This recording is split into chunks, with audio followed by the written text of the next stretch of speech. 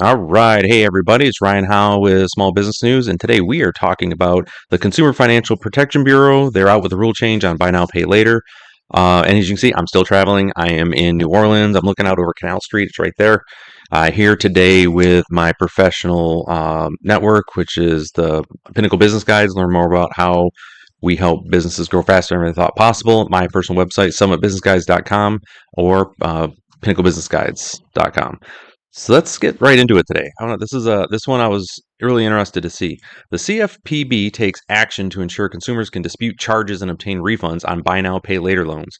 From the consumer side, this is great.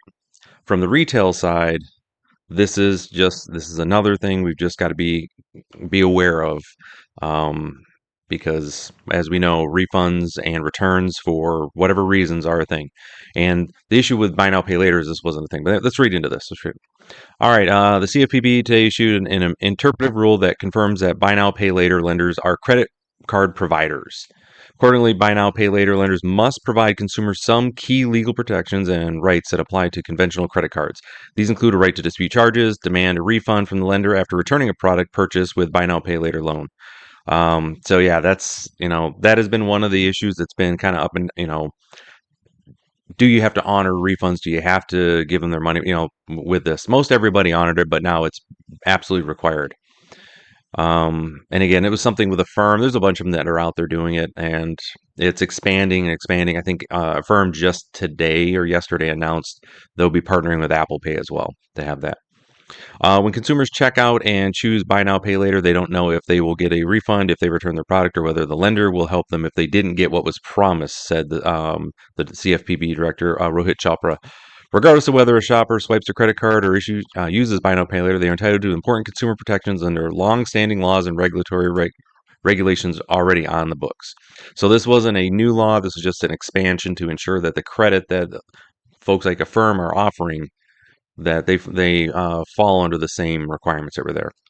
So let's get into this spot down here. I want to go down a little bit further about what it actually covers.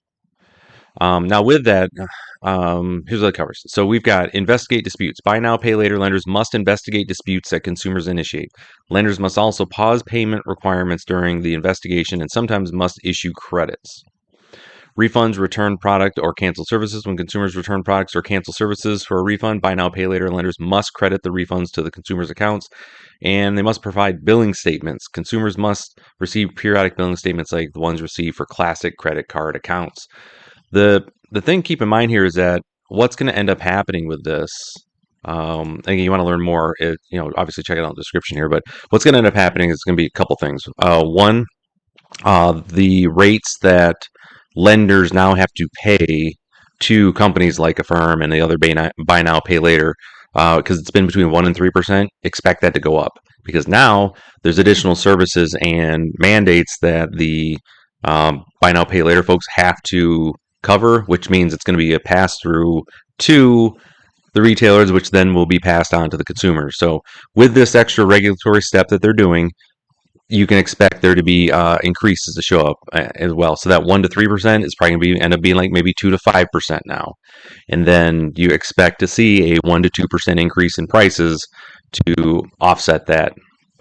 It's just what's going to happen, folks. Anytime that the government does something like this, again, not saying that it doesn't have that it's wrong, right, or whatever. It just is a statement of fact.